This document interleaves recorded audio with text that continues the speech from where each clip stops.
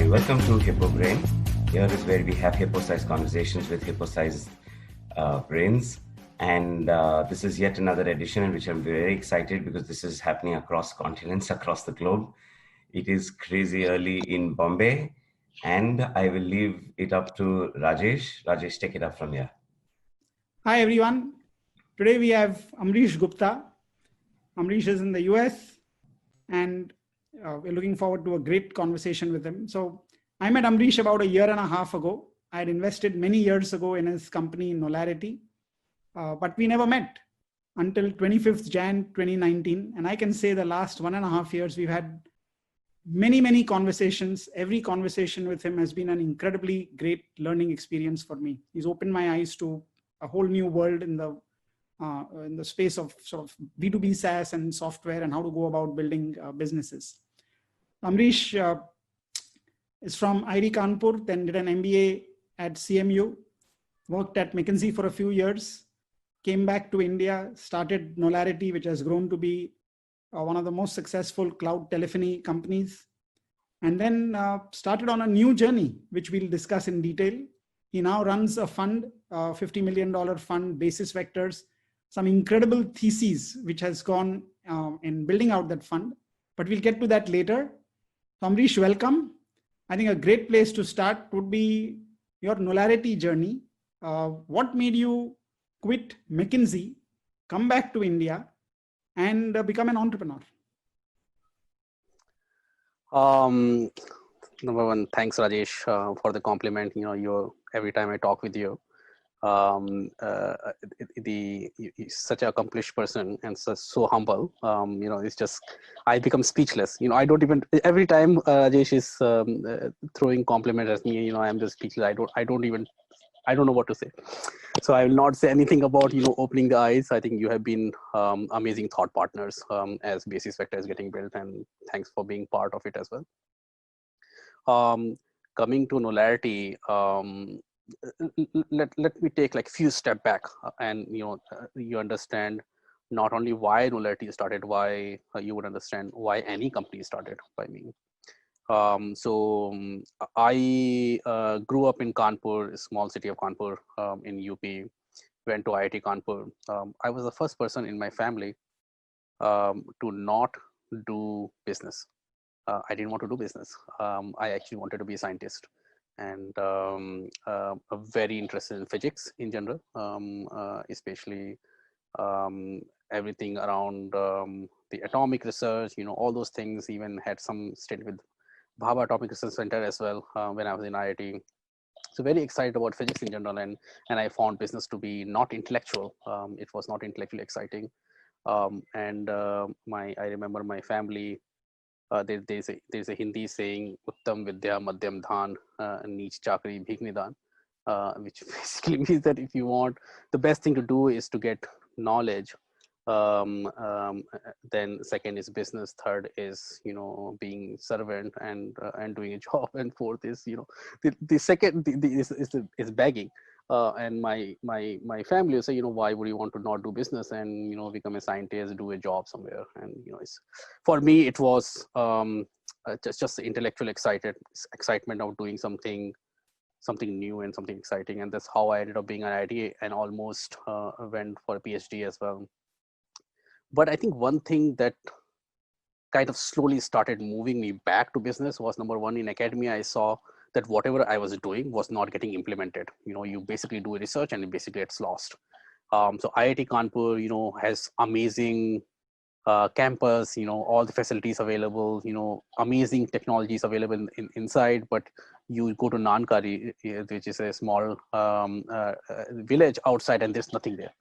And I felt it was intellectually, I wouldn't say dishonest, but it's pinched me, like why I'm doing all the research when there's like literally like very simple things I could do in next to IIT Kanpur, and that could make a real impact. Why we are doing, why learning all these things if there's no impact of it? It's just it's a waste of time. So I think that was always there, because of which I didn't go for a PhD, and I ended up taking up a job traveling on the world. I lived in Germany, Australia as a researcher, work as a researcher, and then Valley. Post that, I had a small stint. I came back to Bangalore to start a company as well, which failed very quickly. The idea was great. I was trying to do something very similar to housing.com, which is, apartment video on internet, in 2004. It was before Magic Bricks. So idea was correct, but I couldn't execute it. And I think that was really great experience for me, 2003, 2005, just to realize how little idea and the product matter. The business building is altogether a different thing. Here I was IIT Kanpur computer science graduate. I work in Valley, work in 3 different countries, could really sleep in the code and build up a product. But when I went around trying to sell my product to brokers in Bangalore, you basically come to know, what business is. It just didn't work. It didn't even take off. I burned all my money. I had $40,000. I remember I had $1,500 left by end of 2005. My wife bailed me out and, and brought me back. I was sick. By that time, living in, I used to live in Delhi. I lived in a hotel, which is for 400 rupees per day, a hotel, and it was a very cheap hotel. And I'd done a deal with a cyber cafe downstairs to let me sit there all day for like 50 rupees. So this is my life, like, in the hotel, and then, eat somewhere, and then work in the cyber cafe. So I did that quite a bit of time, but then I realized that, maybe I'm not cut out for starting a company. And I went back to US, and I thought, if not start a company, maybe I'll become a VC. I think, I was meeting a lot of VC, and I said, this is a cool job because you don't really have to do, you're just betting on other people. It's a portfolio of, your risk is diversified, and you reach there. And then you're still working with new innovative stuff, which actually has where technology is being used to implement something, do something in real life. So I always been excited about, what do I know and how do I make an impact in the world, based on what I know. How can I be useful for the world? And that has just been very strong driving factor for me. So VC looked to me like the right balance between not having a miserable life, at the same time, do what I liked. So with that idea, went back to US, went to CMU, Carnegie Mellon University, for my MBA. And then slowly VC changed into PE. So, if the point was, if it is going to be, putting money, why put a small money of couple of $1 million? Why not put hundreds of $1 million of big money? So you have bigger impact. So with that idea, went to Mckenzie and Company. Typically people come out of Mckenzie and go to PE. So this was like 2005, 2007, your CMU, and then 2007, 2009, Mckenzie. And post Mckenzie, my idea was to go and join private equity, but we all know what happened with the banking sector, and banking sector collapsed. Really the thought process for me was at that time that number one, in Mckenzie, I saw a lot of companies from inside out, and I made a lot of money as well. The situations for large companies inside out is not very good. It's quite terrible. And I think that gave me boost of confidence. Failing a startup early in your career just kind of really saps your confidence or your life energy and everything. But seeing the companies from inside, I realized it's so bad. I can't be this bad. I mean, the competition is not so good. People are running such a large companies with like the data is all over. And it's running, right? It's just the business is running. I think it just gave me a big boost of confidence that the word is I can do something. And second, the banking sector had collapsed. So my the thought process was, how about I start a company again, and 90% chance it will fail, right? Because statistically that's what happens. So I can come back with an operating experience to a PE firm, right? Now not only have academic experience, which is MBA and Mckenzie, I work with many of these projects which was transformation of the large companies, but also have some bit of entrepreneurial experience. So I know how kind of all comes together. I had not planned for what will happen if it is successful. So I only had planned for it to fail. However, but I thought this was 90% chance. This is what is going to happen most probably. And I had experience for that as well. It's a failing in startup. The second was that what do I do now that I've decided to start a company, what do I do to massively minimize the risk of the company failing? So my first company was consumer company. The second was B2B, and the reason it was B2B is boring, and B2B you ask money right upfront to the customer from the customers. And one, I think the big thing about working with the people is that if you ask them money, they'll tell you, what they think of your product. If you give them free, they'll say you're doing a great job. But if you say, give me ₹1,00,000, $100,000 or, $10,000, they'll tell you that it's not good. It's worth only $1,000. So I said, how do I minimize the risk? Product market fit. I said, I'll do a B2B company. The second, telecom was doing very well in India. It was going to 100% growth rate. So I'm doing something, I understood in Mckenzie that if you kind of be in the right market, the chances, even if you fail, you're worth something. So I chose very intelligently emerging market. Emerging market was 2009, had started contributing more than 50% of the world growth. So I chose emerging market. That's the reason I moved from New York to New Delhi. The second, telecom, which was going through 100% growth. So I decided to do something in telecom. Number three, B2B, which is painful and long game, but the chances of failing is lower. You basically end up doing something. So it basically ended up B2B.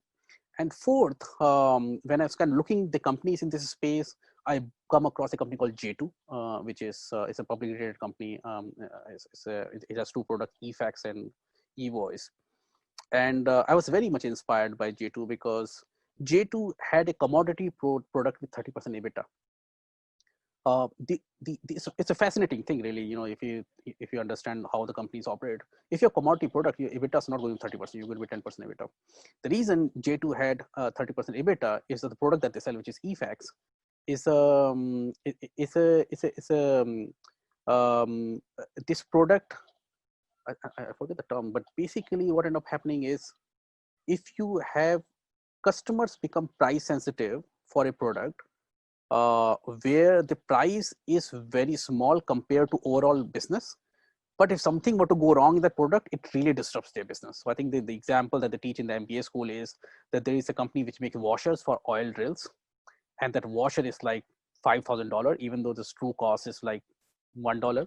But no oil drill wants to change that washer, always want to use the same brand, because if that washer goes inside and then something goes wrong, another company's brand, for example, they substitute it, and if it doesn't work out, your $10 million oil drill goes away. So nobody wants to take that risk. Nobody wants to save $1,000 there.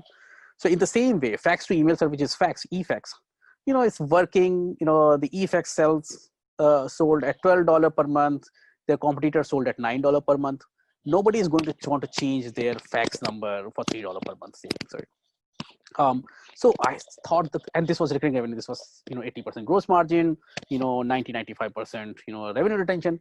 I thought this was closest to God. I discovered, in the sense, it's a money making machine. You put $1 to acquire an eFax number, and then you basically have lifetime value of that very sticky customer of $5, $10. I mean, it's as close to ATM that you can, business ATM you can have.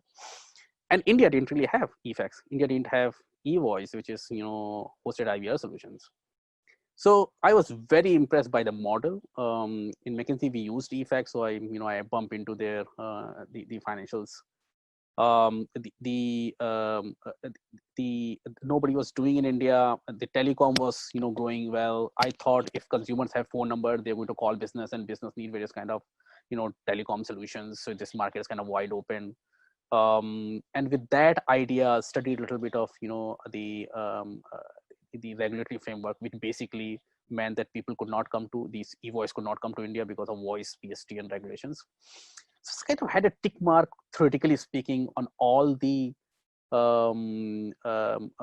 everything that goes into why you should start a particular business. It was large market. There was no product market risk I was taking, that it was already working in US. It was high gross margin, high revenue retention, simple product, and in a market which I understood better than my American counterparts, and in an industry where underlying industry was going 100%. So it's kind of all the right things were happening. And anyway, I was hoping that it will fail. So with that idea, I come to India. try to not make the mistakes that I made the first time. So first mistake was, first thing was that first time I had started alone. This time I partnered with a good friend of mine named Pallav, who was also a batchmate and who actually was, I think, the person who knew Rajesh before me. So partner with him because he already had something ongoing going on. He was running his own company. So that way I did not have to worry about setting up an office, first few employees, all this kind of basic stuff that you need to get started. I raised capital. Last time I had only $40,000, out of which I spent 38. And then I'd gone back. This time I raised capital, and it's also helped this time because I understood technology and business both. The my some of my very wealthy batchmates, they invested almost $250,000 first, and then later ended up investing another $1.5 million. It was quite a bit of angel round. It was convertible debt. I think we're probably first company in India who did convertible debt in 2009, 2010 time period. And we started building up the business. We had money. Somehow we started in 2009, 2010, and we literally had a product market fit kind of. We felt it in 2011 when suddenly a lot of customers, a lot of businesses who were receiving a whole bunch of phone calls, they needed a way to manage these incoming phone calls.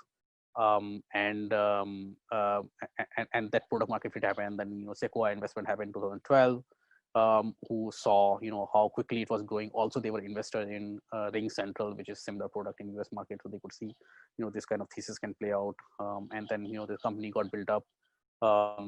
It's a large company now, profitable. One of the backed investments that are EBITDA profitable and cash profitable.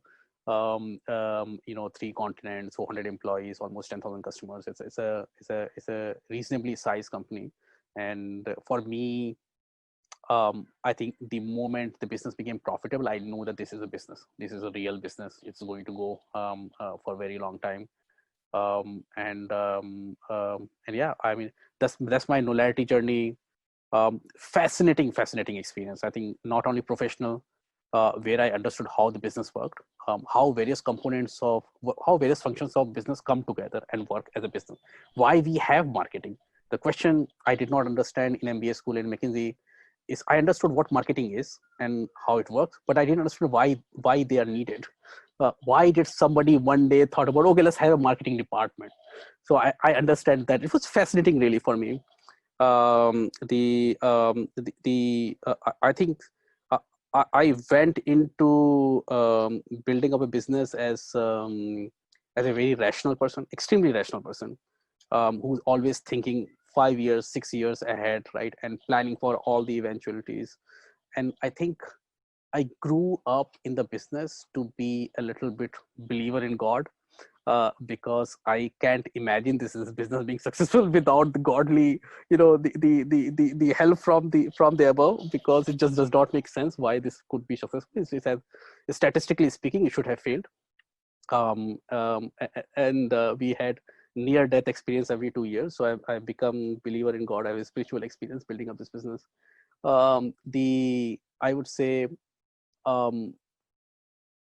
amazing insight into myself, my personality, how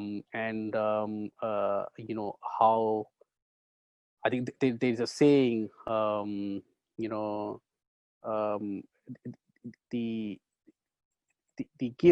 give a man, I think this saying goes around the line of, give a man power and his true character will come out, right?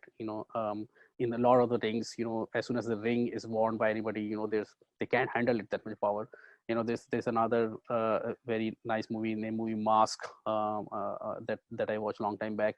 And as soon as you wear a mask, like your true character become magnified. I think being a CEO and founder is similar.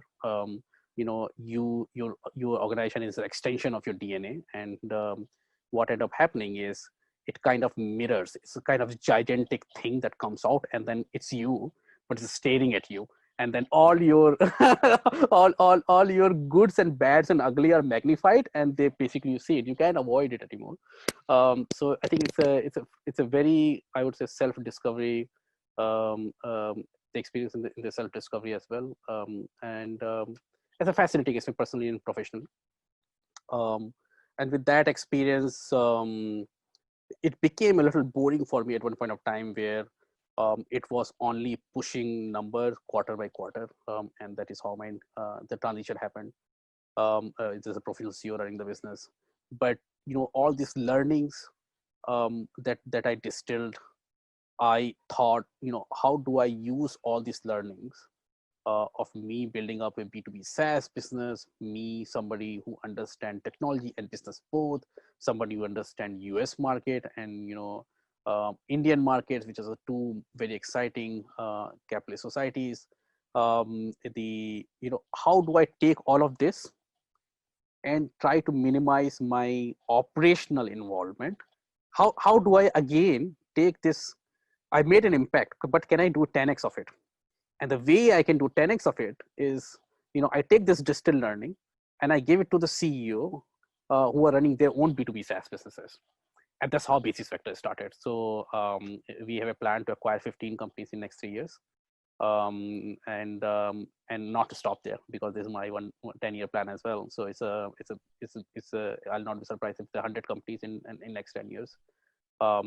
As we go through a whole bunch of things, a whole bunch of transitions that are happening in the world today, in the B2B SaaS world, in the political systems, in the way we work, all this interesting stuff.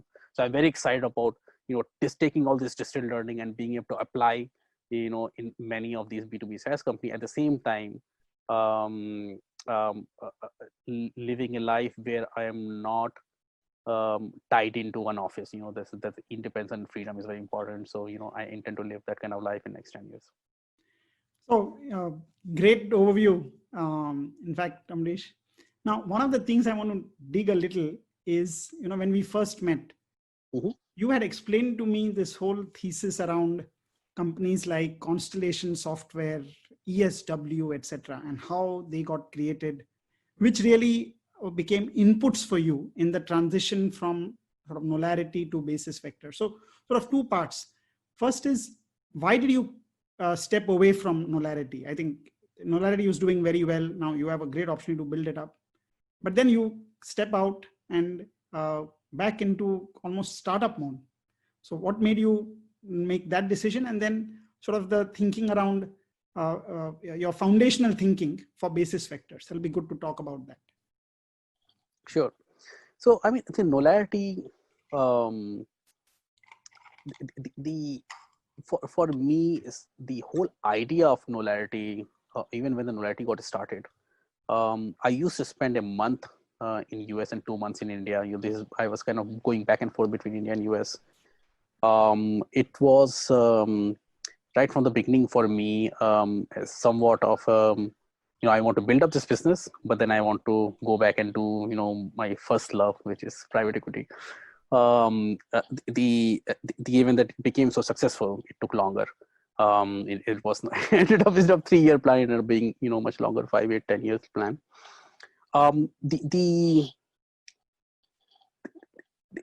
I have never enjoyed doing the same thing every month and every quarter. It's just very intellectually not very exciting really for me. The Knowlarity reached a stage where every month I remember I was telling me that I was living my life quarter by quarter, rather than day by day. And I'll explain to you why. The quarter by quarter in B2B SaaS, recurring revenue, nothing changes. It's basically you're doing the same thing. Earlier I was doing the same thing every month because the change of pace was more. And then slowly it basically become every quarter, change of pace become, something like this.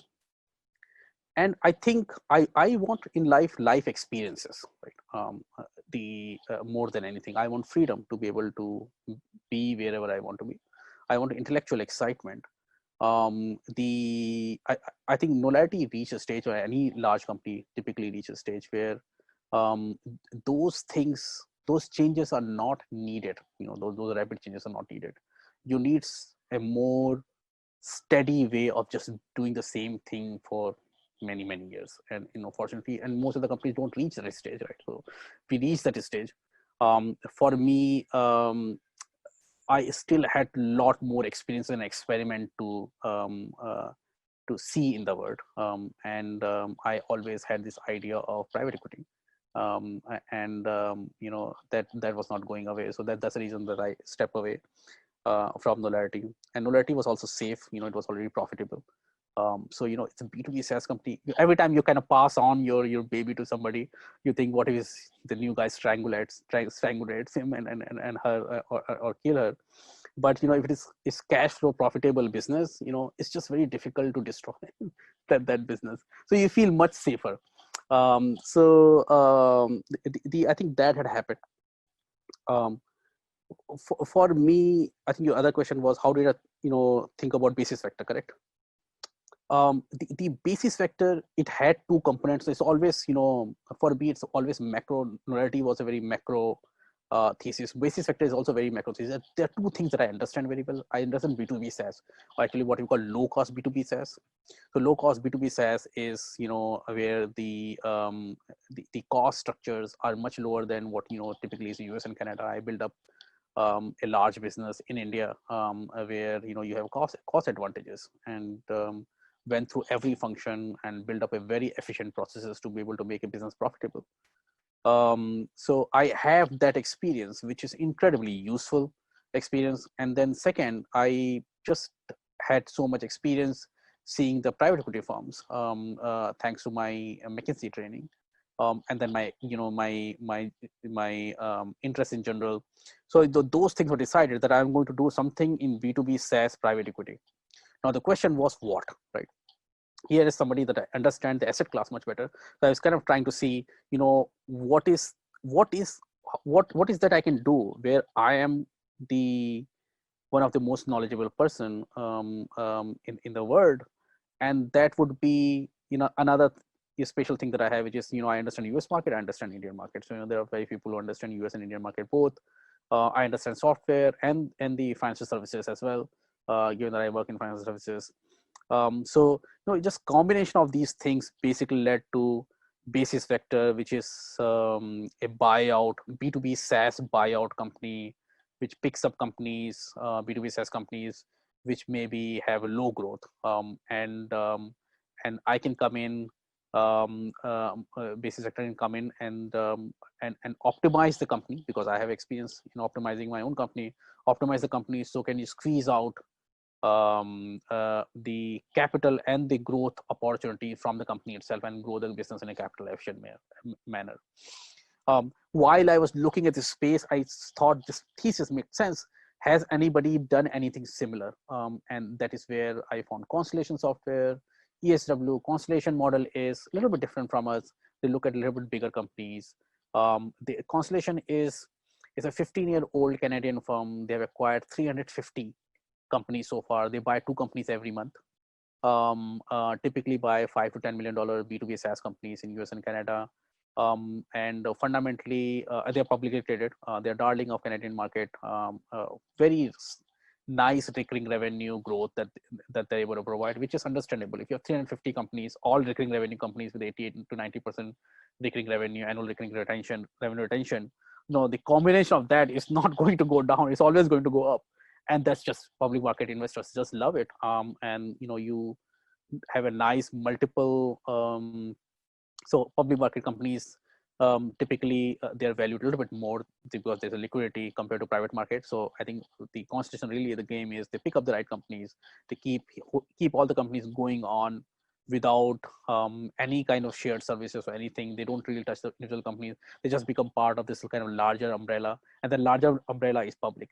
And as soon as you become part of the large umbrella, your valuation is going to jump, because your stock now, which is replaced for Constellation stocks, is it's a more liquidity. So instead of 3x or 4x revenue, you probably get 5x, 6x revenue, and that's a large opportunity, right? It's a 20% if you're adding in the in total valuation. It's a large opportunity for a business which is $3 billion revenue and $24 billion market cap. And then for investors, in a very turbulent times that we are going through, it's a very safe bet, because they know this revenue is going to go up. This is 80% gross margin revenue.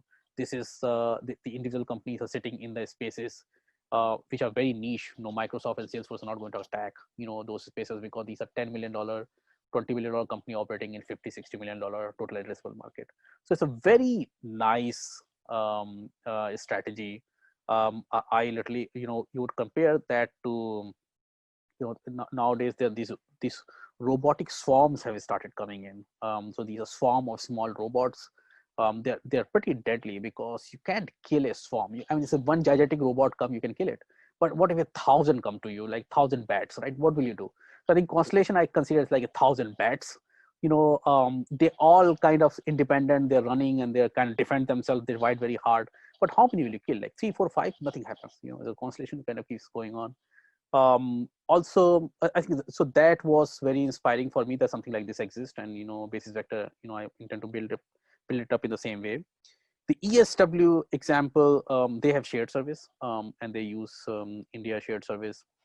That was example of a company which used shared service, and kind of proved to me that there's a precedence for it.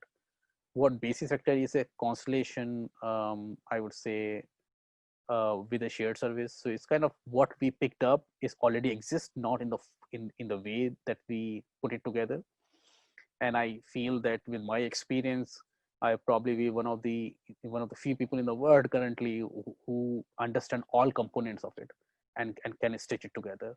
And that made me want to do this. Typically, the way I look at new opportunity is this opportunity going to stay here for a long period of time? That's, of course, yes, because B2B SaaS is just people are moving from non-SaaS to SaaS. It's going to be there for a long time. Why I am the best person to do it, and that there's also tick mark US, Canada, US, India experience, financial services experience, and then entrepreneurial experience. I understand technology and business both. And most importantly, I deeply understand this asset class and running it low cost basis, which many people don't do. Most of the people don't really understand.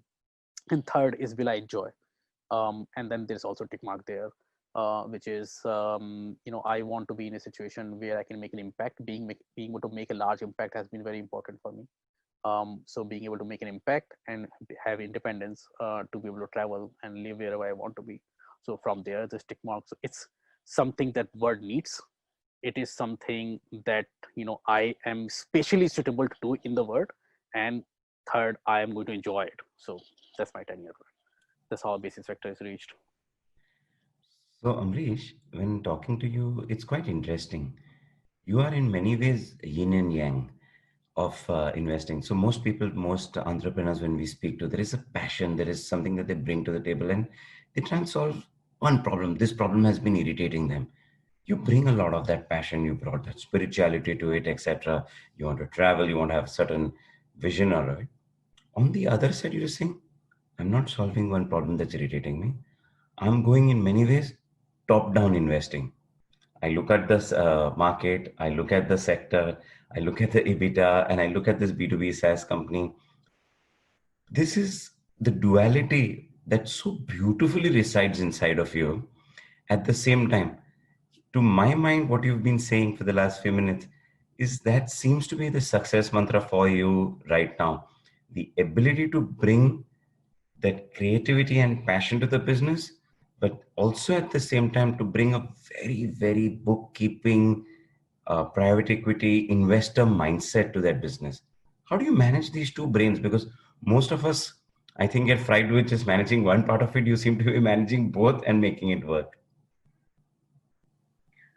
Um, so I think people typically are better in one versus another. I started out, I would say, the top down. I'm very top down person. For me, and I was just, chatting with Rajesh sometime and telling, another thing that I've lately become very excited about is psychology in general. And I'm in ENTP. There's a Myers-Briggs type called ENTP, and you kind of study it. You study yourself, like everybody who came before who was ENTP, and you better understand why you are the way you are. It's just we are wired differently. So we are the ENTPs in general they see pattern. Their brain are wired to not go linearly, but they do parallel processing. Actually, it's like a parallel processing. It's just neurons fire in a different way. So I am a pattern recognition guy. I want loads of input, loads of experiences, be able to see everything and not go deep into anything, and see the pattern. And that's how Knowlarity started. For example, my first company started, which failed. I think the second part, which is going all the way to productivity numbers, what you should, I think that I will attribute to my Knowlarity experience. I was single founder for a very long period of time. So you basically, you have no choice but to do it. It's a learned behavior, and you end up learning it. And also, I'm extremely practical. So whatever I'm seeing, if it cannot be implemented, it's useless.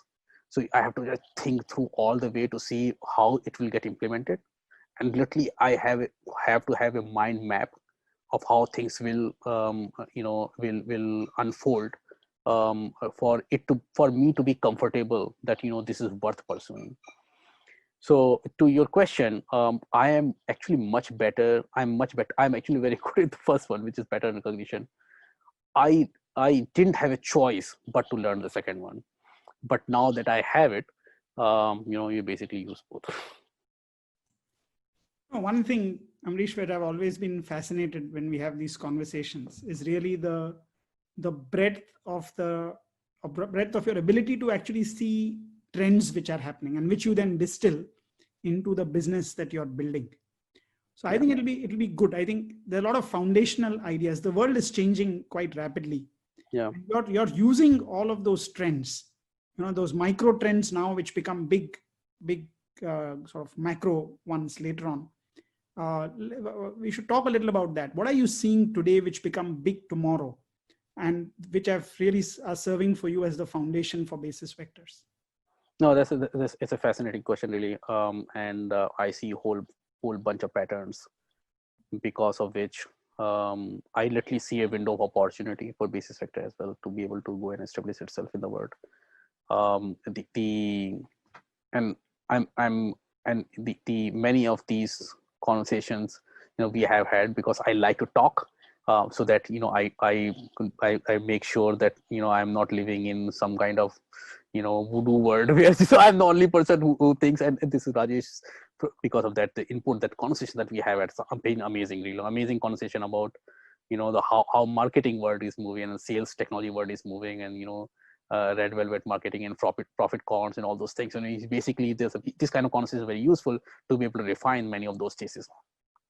But when you talk about basis vector, I think a bunch of things that are happening in basis vector, and I'll talk about the major ones and then some minor ones, right?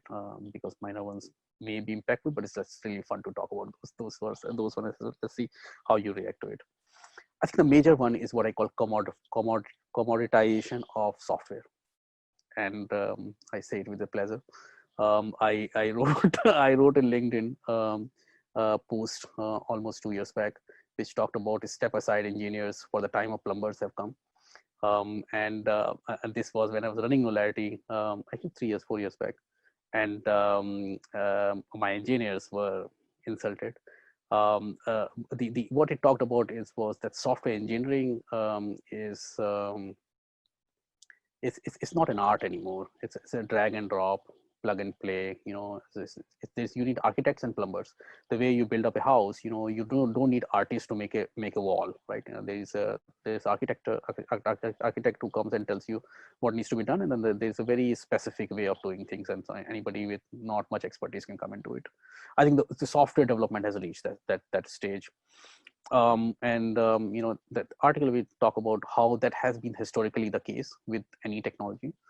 For example, there was the steel making used to be an art at one point of time, right? There used to be artists who would make sword and other steel related the appliances made from steel.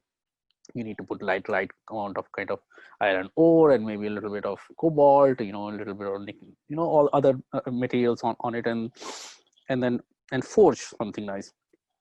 And then the steel mills came, especially in Pittsburgh, where I went to school. In school to where you literally can move knobs and then you start making the steel. and that led to riots as well, whole history around it. But fundamentally, what ended up happening is new stuff comes, and then in the beginning there are artists who are making it, and then people see that most of the consumer consume 5 different variation of it, and then there are machines who basically get a template to make it. This is what happened when Microsoft Visual Studio came. Windows application development became drag and drop.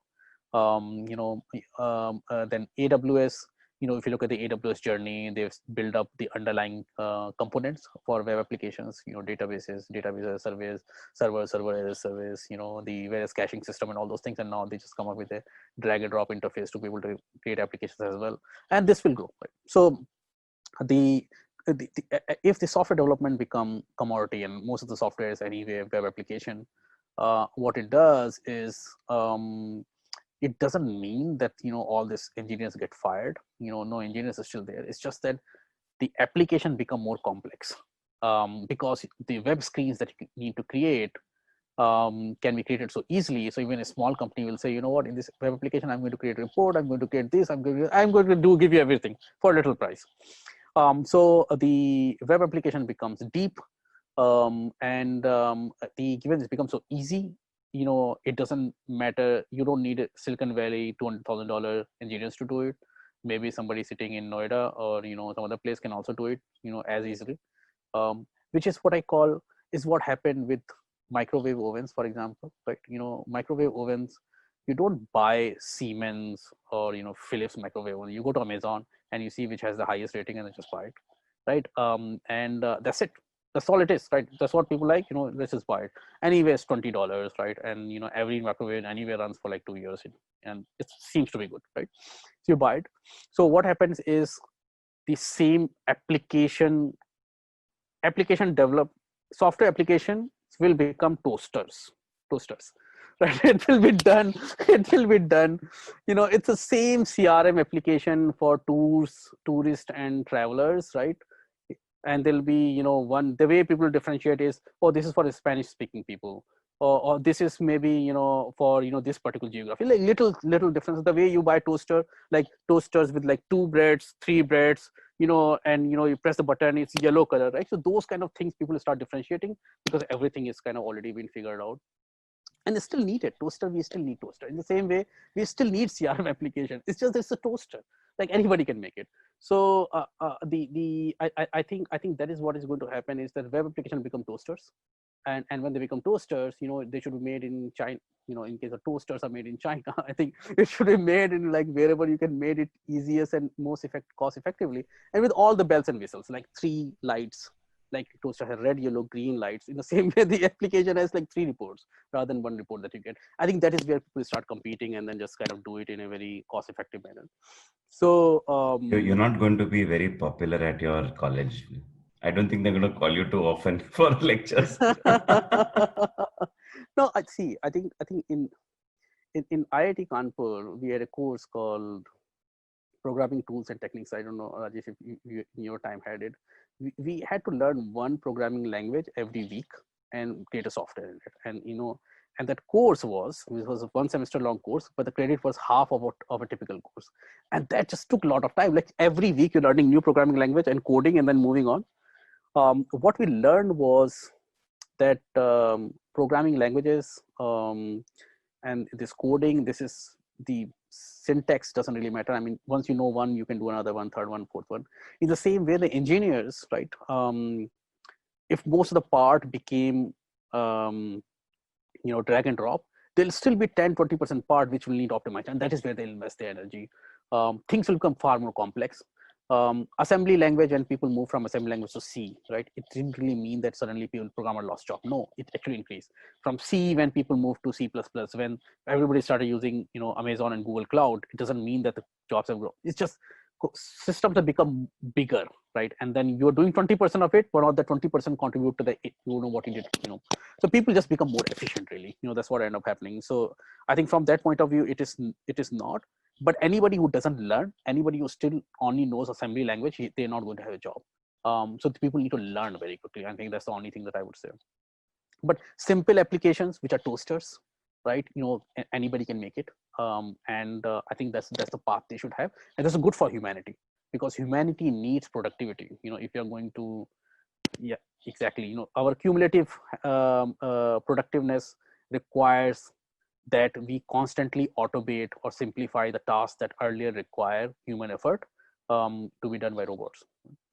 So I think that's a very good thing. That's one belief. The second is what the actually there's another article that I wrote before coronavirus actually started. There's a remote work. It is what you call rejoice, we are free again in last 12,000 years.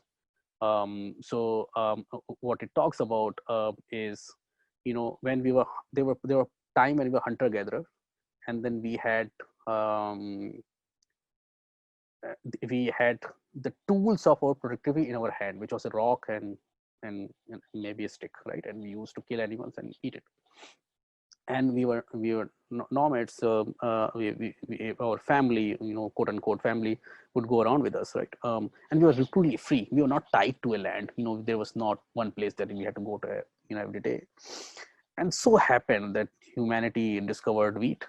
That why run around here and there? You just put it, but that will grow and then you eat it.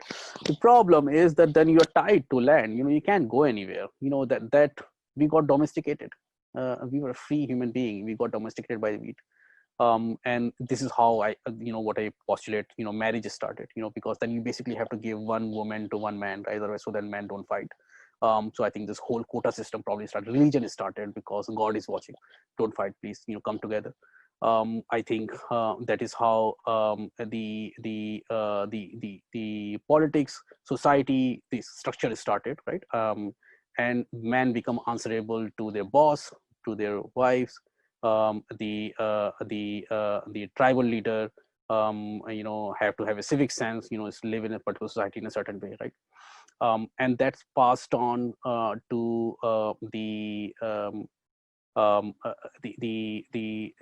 your manufacturing economy. The farms got replaced by factories, and it's still the same thing. It's instead of kind of working in a farm, you're going to a factory and working on the assembly line. But what has happened in the last 20 or 25 years is that we have got detached from it. We have our laptops. That's our stone, and we can sit anywhere and shoot emails. Instead of this is shooting animals, you shoot emails, and we are free again, and we float.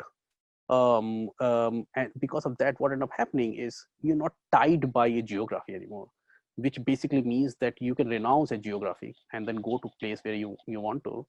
And that's just having huge impact on everything. I think society, the personal lives, and I can go talk about, the one of the institution, given that I'm not married, marriage is an institution that I kind of look at the statistics and how that is precipitating currently in US because of this. People don't want to get married because actually it was artificial institution. But the impact is also at work. And then what has happened in coronavirus, that impact has gotten precipitated. Everybody is sitting with their stone on the internet and hunting animals, right? You can be sitting in Bali and hunting animals in US. Or you can be sitting in India hunting animals in US, or you can be sitting in US and hunting animals in Europe. You can be wherever you want to be. You're free again. But also what it does is there's a bunch of things. I think the downtown, the real estate prices will go down because of this, because you don't have to live in Bay Area. And we're already seeing the rental prices in Bay Area has gone down. The market labor become commodity. So if everybody is on internet offering their services, it becomes commodity. The organizations, professional services organization, become decoupled. So why will you hire a PwC accountant when you can hire the guy directly, right? It's the same guy, and that way you don't have to pay like 3 times the markup. The organization become very lean and all on internet, because many of the services that they're producing also are virtual services. So everybody can float on internet, and you basically come together as a tribe, who is aligned for one particular work. The competition in the labor market will become more intense. I feel much more intense, and I am not surprised that Facebook is basically saying, everybody can work from home. Twitter, it's they are responding to coronavirus, but also I think what they're doing is they are tapping into a large global talent market, which is going to be floating on internet, available to anyone to stitch together and align for a mission statement or build up a company. So human cloud in a way, right? Talent cloud is vast talent cloud available, willing to collaborate, and build up companies. So I think that's another thesis that I have, because of which, whenever we get into a company, one of the things that we do is get them off from the old world of everybody going to office and working, to a new human cloud world where you basically have access to all the talent from all over the world. And it doesn't matter whether you're sitting in US or India or Ukraine or Russia. You can all collaborate together on video and share the screens and work on a cloud which is anyway global right from the beginning and sell to a companies over internet. That leads to sorry, just to hold you there. That's very interesting when you're saying that the human cloud comes in. So the only criticism I've heard of is that it's unable to create a culture or a microculture or the water cooler culture. And is that something that companies may miss, or is that an overrated thing you think, and that can be easily replicated? The gains are far more. I think I'll compare it with, it's like equivalent to saying that the cars are good, but they don't create the horse shit, that everybody's used to. So the question is, do we even need it? The point is, you need people to move from point A to point B, right? Maybe that was not needed. Do you need that politics that happens? The culture of these companies will be very different than the culture of the companies where everybody comes to office. So just got to give you two examples of the companies, and there are a bunch of companies. Buffer.io, for example, is all global, all remote. What ended up happening is, when people come to office, there is a manager who is telling them what to do, right? And they are being watched. As soon as people are getting watched, they actually let go of autonomy, their own sense of, they don't make decision by themselves because there is somebody to tell them what to do, right? So it's a let go of decision. We treat, in many of these companies, we treat employees like children, right? Everybody comes to school, and then there's a teacher who will tell you, do this, you do this, and then people do it, right? When you don't have that option, and it'll be a very gradual process. It's not going to happen in 2 years. It's going to take 5, 8, 10 years kind of time period.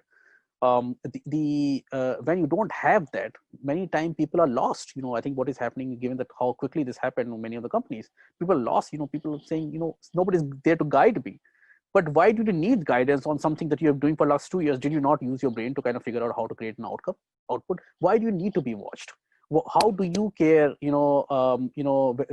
where boss was hanging around yesterday, right? You don't need all those conversations. And even if you need those things, if you want to kind of build out, face-to-face conversation, you can always meet, once a quarter, once a month in some kind of activity and work together, have fun together as friends. But if you want to balance out, you want to have most of the time, at working at your own pace, on the activities that you choose to do, based on being able to provide the outcome, rather than just the activities. So I think what is going to happen is, first, those sets of employees who have enough self-discipline and who are outcome oriented will prefer to go remote, and those are the best employees. Those are the best. They're the best kind of people that we want to work. So if the employee is that I can do the same thing, provide the same outcome sitting at home, right? Why are you spending time on the seat and all those things? The boss will not have a problem. Boss will not want to lose them as well. And for him, it's very, or him or her, it's very convenient, really. So that person can go and sit at home. And then what will end up happening is more people do it, because it's a win-win for both of them. And what will end up happening, only those people who are employee child, right? Employee children will come to office, will be forced to come to office. And everybody else who can be productive sitting at home will basically choose that, hybrid option of sitting at home. So the culture will evolve. The culture that we have currently is not what we wanted. It became what it is because of the method that we used to get work done.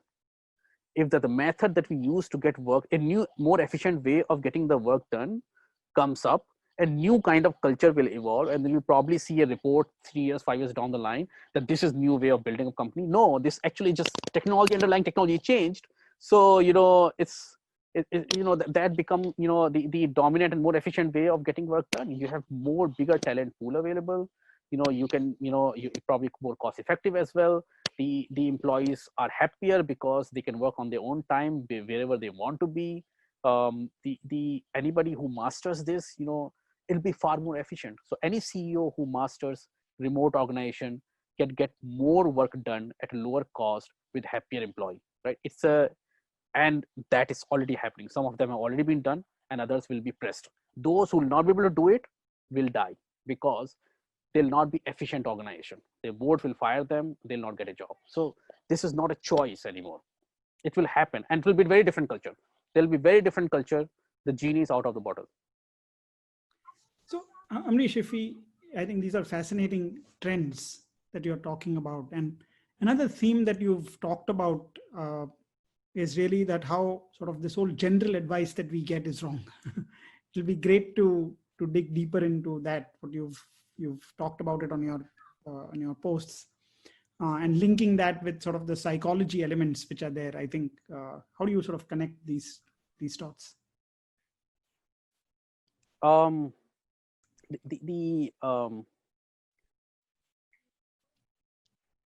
Give me one moment, because I have some company here. Give me a moment.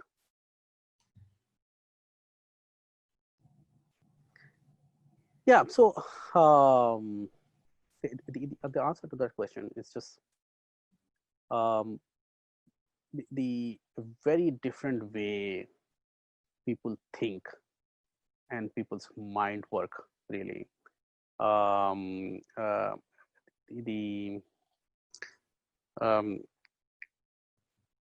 we, by the way, can come back to other trends that I watched on basis vector as well. But let's talk about this first. So I have always been since childhood, I was very introspective. I remember, I was 13-year-old, and I read a book called Adolescent Mind.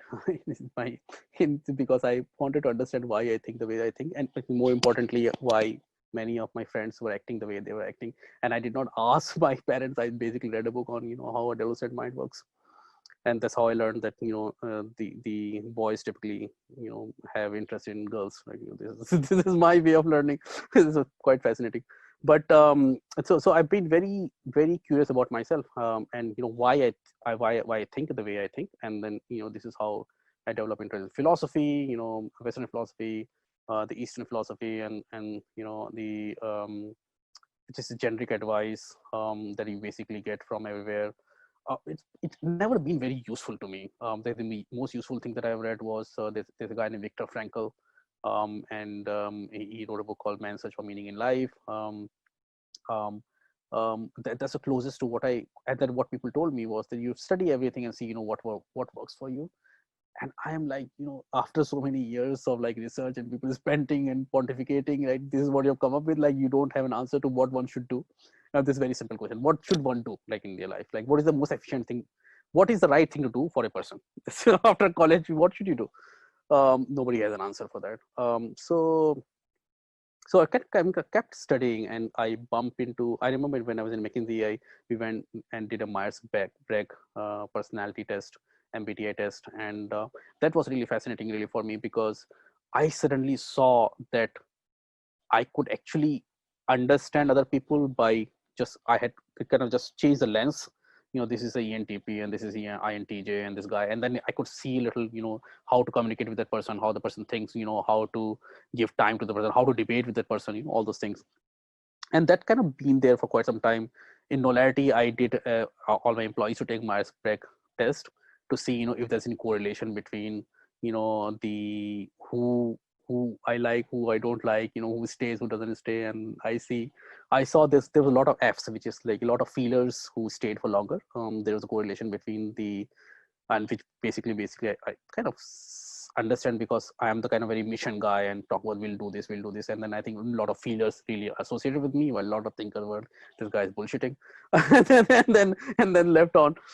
So I think this has been very fascinating really thing for me. Post Knowlarity, I got more time to understand it, and my experience, I think the shocking experience, I would say, which kind of started this whole journey was, we're living in California, where psychedelics are, legal. So I had some experience with that. Without naming the name, what I tried, I tried something which totally changed my personality, for a week. And that was quite, it was a life altering really experience for me, because that drug increase the serotonin in my brain, which makes you very emotional and touchy feely about things. I'm a very rational person, and I'm watching myself to be far more emotional, sentimental, feeler type person. And my whole personality changed for a week, and kind of the effect wore off, and I kind of was back. But what I realized is that this is the personality that I'm proud of, which I consider of my own, is actually a chemical accident. And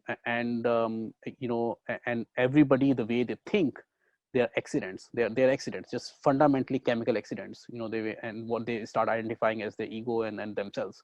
They could have been anything else, and this can be changed. It could be changed very quickly. With a little bit of drug here and there. And with that, I kind of went into that. There's a biological anthropologist named Helen Fisher. She wrote a book around. She is a chief scientist in a company called chemistry.com, where she has the data on who reaches out to who, like for dating, and where the relationship forms. So she kind of did research which is backed by data and her own understanding of how brain works on different kind of people and how their brains are different. And that was fascinating really for me. And that led to there's a guy named Dario Nardi who did a research who basically looks at the electrical signals on your brain and literally see how different types of personality, they're for the same stimuli, their reaction in the brain is different, right? So basically led me to understand how different people are hardwired differently. When you understand this, so kind of just at a very high level, there are people what you call builders, who like tradition, who like things which has happened, like they kind of live a little bit in the past. The things have happened, the same things they want to do. They don't want too many changes, right? And that's a builder type, which is the builder type and the term that Helen Fisher uses. And then there are people who are explorers, who like to explore, who don't want to stick to one place. There are people who are conquerors, who want to go and conquer things. And then there are people who are idealists, who pursue idealism and get other people get emotionally connected and create a cohesion in the organization. That's a very different way of looking at the world, and we all have come across these kind of people. And they have difficulty understanding each other because they just hardwired differently. They just see the word very differently. The same thing, I look at it, and the way Rajesh looks at it or you look at it, you will see different things, because the word is something else, we are saying something else, right? And that has been really fascinating, really for me.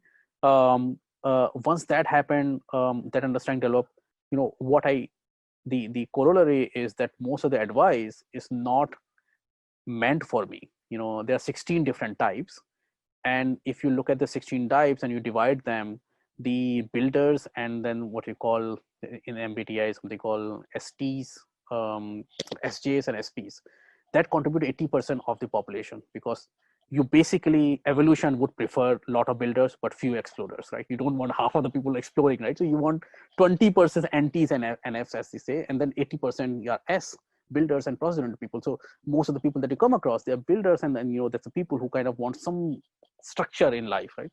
And there are very few people who get on a boat looking for North Pole. There are very few people who want to do that, right? if you happen to one of those people, most of the advice which are written for everyone will not be applicable to you. So so what I said was, that's the reason nothing works for me, because it's a self discovery. And then what should I learn everything by trial and error, or I can depend on somebody who has kind of done this thing for me, so before me, so that I can learn from it. So basically I'm ENTP, so I started looking for, who are the ENTPs, and then basically found a bunch of ENTPs. Benjamin Franklin, for example, is the autobiography, and I went through. I said, hey, I could have done that, right? These kind of weird stuff. And then one other interview. And then you basically understand your brain as well, what you're good at and what you're not good at, right? And what it does is, that way what to offer and what not to offer, right?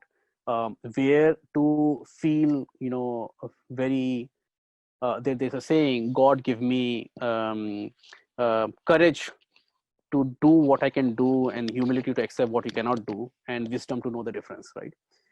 Which is incredibly important, because if you're CEO of a company, if you know what you do not know, what you do not do so well, it's very easy. You can fix it by hiring somebody to do that thing, right? The problem is, you don't know what you don't know. You just, you have arrogance, you think that I should try, and then things, screw up things. So from that point of view, it was incredibly useful. But I think what it has been most useful is, for me to just copy paste the word views of the people who are of my type. Because I don't look at whole humanity and the best in the humanity as the guiding, the personality for myself. I know that those don't work for me. There's a certain type of people who work more for me, and I can pursue them and see, what are things they have tried, and that will be a better fit really for me. So I think that has been very useful. I think the corollary of that is that most of the advice for most of the people is wrong. Which is pretty powerful thing. Most of the advice for most of the people is wrong, and that's why nobody trusts the advice. You have all kind of gyans floating on Facebook and LinkedIn. It's all useless. You scroll through it because it's not customized for you. It's not specialized for you. There's a very specific. But if you know that this is actually this knowledge is made just for people like you, and for your own life choices, then you can be very. Then you would take it more seriously, and your chances of you doing it is higher as well. And I think that's how it should be. For example, the movies I should watch. Maybe I don't like all kind of movies. You would not like all kind of movies. There are certain movies that for example, action-packed movies. I don't like action-packed movies because that's a very SP phenomenon in MBTIs. There's certain movies I like, and that you basically can find out based on your personality types.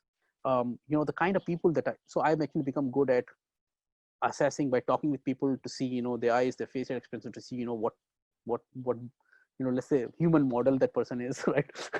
And then based on the human model, you can change your communication style, and then you can kind of better understand the person, impersonate a little bit about the kind of person that the person wants you to be.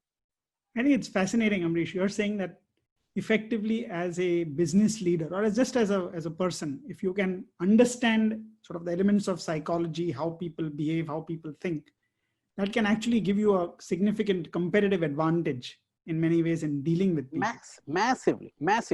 I think massively. I mean, I can't really overstate the importance of this. This is bigger than Knowlarity, for example, for me, because it's a self-discovery. Forget about business leader. You as a person. Forget about you dealing with other people. Do people know how to deal with themselves? We hate ourselves. There are things that we hate about us, and we hear things from outside, and we are self-critical. We punish ourselves. Forget about others. We don't. There are so many times we don't nurture ourselves. We mistreat ourselves. Forget about the word. Be nice to ourselves. And before you be nice to yourself, you need to know what this little kid inside, what is good at, what is not good at. What does he crave, what he doesn't crave. Why should you listen to your wife, your kids, your son, your boss, your employees? First is start from charity, start from yourself. Selfishness. Once you're happy, then we can start out being better family person, and then maybe after that better the leader, I think leader actually comes. I kind of being very practical about it. I think, I think the most important, the very first thing is, how to be happy yourself before we change the world. So from that point of view, it's incredibly useful. And for me, it has been fascinating. But level 3, which is better business leader or team leader, I think just there's a lot more empathy to others. One of the things that I read about is there's a guy, the psychotherapist named Carl Jung, and he in a so he talked about a shadow, the shadow, and that shadow come from. So what ended up happening? The things that we're not good at, we become insecure about those things. And there are things that we don't even think exist. So for example, a lot of people are very bad at understanding how other people are feeling, right? So that is, for example, would be, they are, everybody says that they're cruel, but actually you can, based on the profile, you can tell, the reason they don't understand how other people are feeling is because their mind is attuned to the in a very rule-based way of how the world works, right? So their mental facilities are kind of all focused towards that. If that kind of person understands that I am actually bad at understanding how other people are feeling, what will intellectually, if they understand it and accept it, and then he sees the model and he kind of meets other people who are similar type, right, who also have the same problem, and then they mistreat him as well. That now he understands when somebody says, you don't know how I'm feeling, he's not lying. That employee is not lying. And then, yeah, it's like, I have this broken, my hand is broken. Like, it's just like, what can I do? I understand. I can't understand how you're feeling. There's a self-development can happen at that time, right? Because now you know what you don't know, that you don't even know, right? So your blind spots become, I think, better. You can create a box around it. Your insecurities become better, right? And these are lifelong things, because this has happened in all your life. This is part of your ego. So it's literally you're fixing your own ego. You're healing your own ego, the part that you never touched because you're so sensitive and you became big, and then you don't let anybody touch it. That finally you can go and repair it. So I think from that point of view, it's been a fascinating detour, I think, which we took into sort of understanding self and others. Yeah. And I want to bring it back to, I think you mentioned towards the end, as we're nearing the end, a couple of the trends on basis vectors, which you're building on. I think we talked about the commoditization of software and the sort of the whole changing nature of work. And these are two key building blocks for you in basis vectors. So what are one or two of the other trends that you're seeing, which are really helping you build it out? I think these two are very important ones. The third, I would say, the financial markets, the public private market. If you look at in US and in India, there is an artificial separation between them. The artificial separation is in US, you want $1 billion market cap company before it goes public, and everybody knows that going public, the liquidity is much better. You get a lower cost capital available to you. But as soon as you kind of go to private markets, the liquidity is less. The cost of capital is higher. You have to deal with many things. So the barrier is artificial. And this is one of the things that arbitrage that Constellation is using. There's a barrier, and then there's so public companies, a couple of $1 million just spend just maintaining the maintenance of various kind of regulatory requirements, fulfilling various kind of regulatory requirements, because that there is a certain size. What has happened is with the technology, you can break that barrier.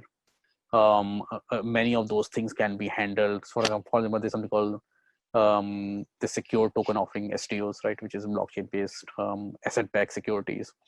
You can do the private crowdsource market Reg A, Reg C kind of thing that you can do in US. You provide limited liquidity to a whole bunch of investors, who are wherever your company is not limited to public market, but is reasonably liquid, right? So it kind of gets that liquidity premium embedded in it, right?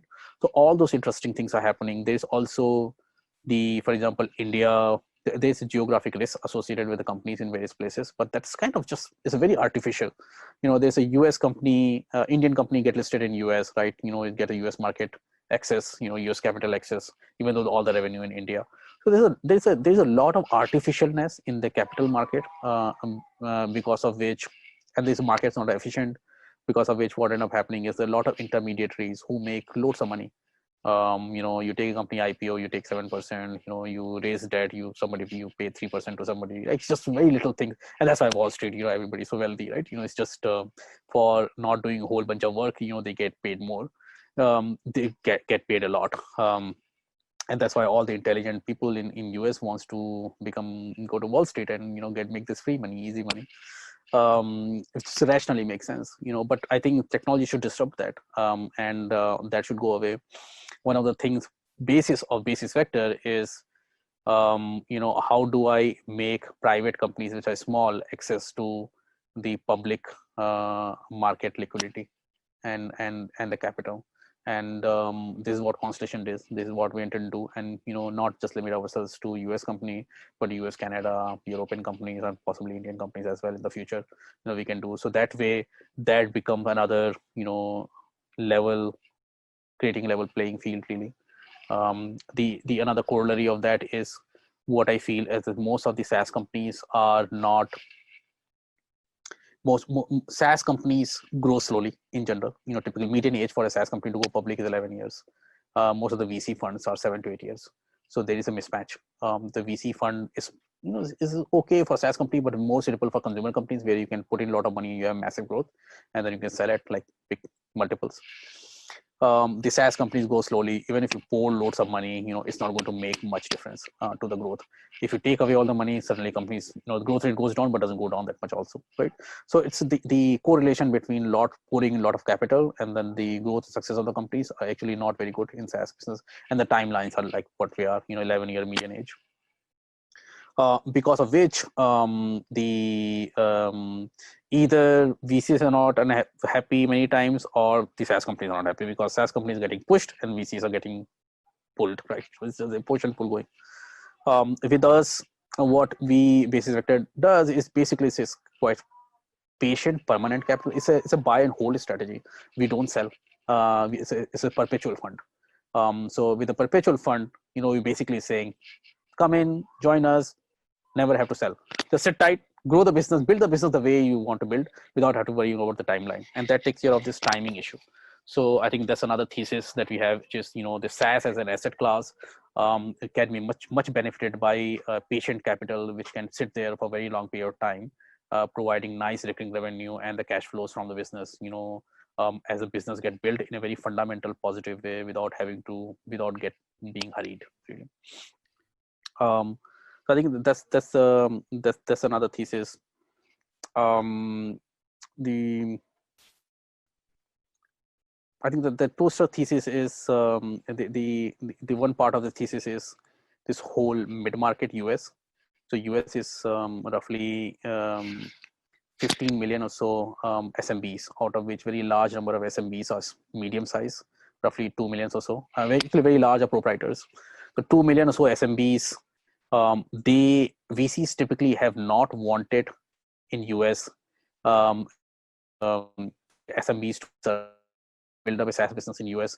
They will either ask you to make it automated so you can serve SMB segment, very small companies, or go large enterprise, where you can go and service to $100,000 orders to 100 plus employee or 500 plus employees.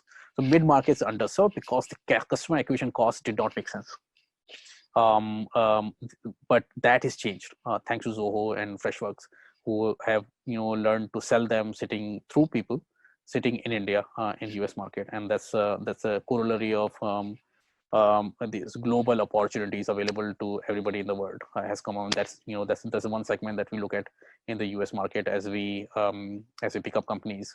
Is we can service US, Canada, Europe mid-market customers cost effectively for a very long period of time with very high quality products through the company that we invest in.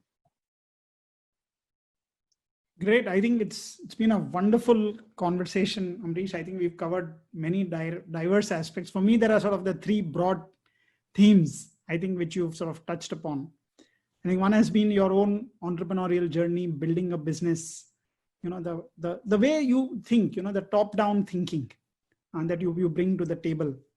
I think the second is what you've really given us is a glimpse into the future. What's the sort of macro trends that are likely to come and which have significant investments on every business, which are significant differences really, or learnings for how businesses in the future are going to get built, especially this whole idea of, work from anywhere, your ability now to tap into the best global talent, and as you are doing yourself in basis vectors. And I think the third thing, which was a new dimension for me, is this whole depth of in sort of understanding people, which we never sort of dig deep into. You think everyone is like you treat everyone the same, and I think what you've brought about is the importance of how that understanding can add a richness to our own interactions. So I'll let Jemit take it over from here. Yes, perfect. It is quite an interesting one, Ambarish. And looking at how you're bringing this, what I spoke about, the yin and yang of entrepreneurship, the kind of way you're looking at the toasterization of software, I thought is interesting. The ability to be anywhere around the world and add value to an organization, and this arbitrage in the financial markets. I think what you're saying is quite interesting. If I were to draw one line across all of it, to me, it is the rationalization of irrationality. A lot of what I see around me, and I'm not an entrepreneur. I'm in a room right now with two entrepreneurs, and to me, it's an irrational decision. Everything is stacked against you, and you still end up doing it. You brought so much rationality to it. The ability for you to look at it and say, okay, it's nothing but a process. It's nothing but an understanding. It's nothing but some of the psychology to it. And if you're able to bring this steady line to this wave that's coming in, I think there is a lot of value there. I think it's been amazing. I've learned a lot, Ambarish. Thanks a lot for being with us. And any last words, Ambarish, from your side? No, I learned by my conversation, reading books and my conversation with people like you and Rajesh. Really, this is a journey. Things evolve, things will continue to evolve, and I'm quite happy and excited about being on this and get an opportunity to talk with you guys and many people that I think once this video get uploaded, many people that I'll end up interacting with as well. Yes, absolutely. Thanks a lot. You've been an absolute hippo brain for us. Thank you for being on Hippo Brain, and the audience, thank you for watching Hippo Brain. You can subscribe to Hippo Brain on YouTube or wherever you get your podcast. We're there on most of the channels. And we look forward to many such more conversations. A lot of you guys have reached out, liked, shared. Continue to subscribe, continue to share the knowledge. We get all much smarter when we share and we have collective learning. Thanks a lot. Thanks, Rajesh. Thanks, Jamit.